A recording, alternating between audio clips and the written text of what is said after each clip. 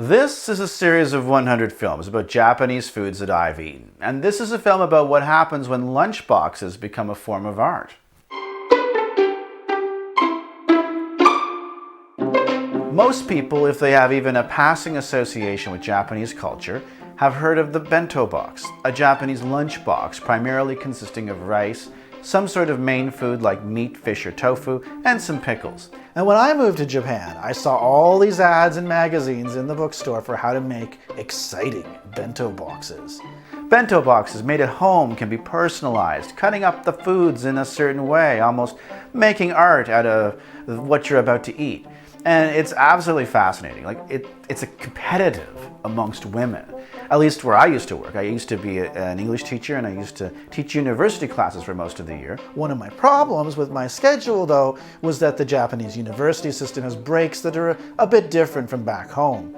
You see, in Japan, the school year goes from April to the following February. You start in April, finishing the first term in July. You're off for 2 months and then come back in September, ending the year in February. Gomenasai. So what would happen is for the months of February and March, I would have absolutely nothing to do as well in the late summertime, especially in August. So my employer would ask me to come to the office and quote unquote prepare for lessons.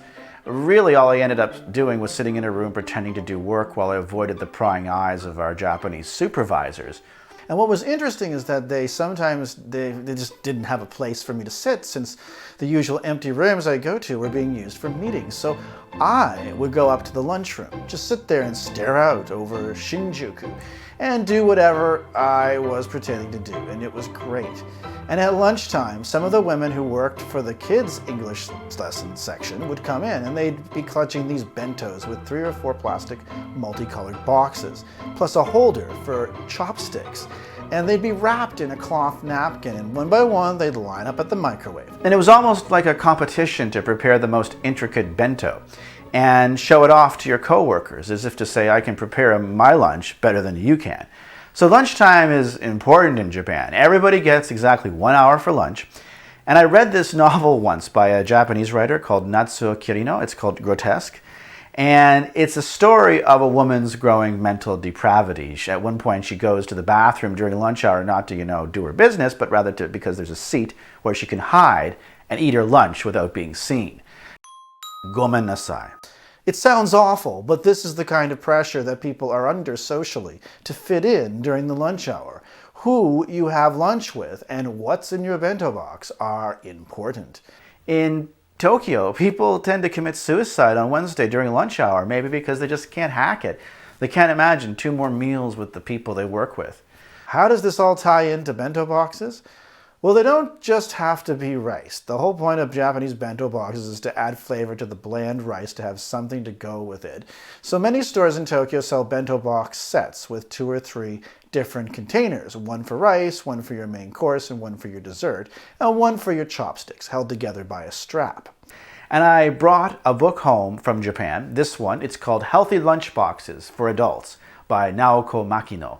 And it has all kinds of different ideas for deep-fried tofu and beef, as well as ways for mixing things with rice.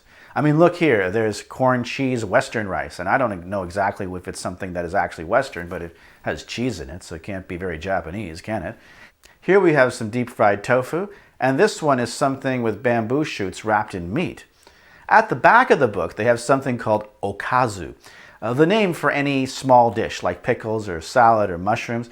It accompanies rice to give it some flavor, and in this book, the okazu are actually organized by color.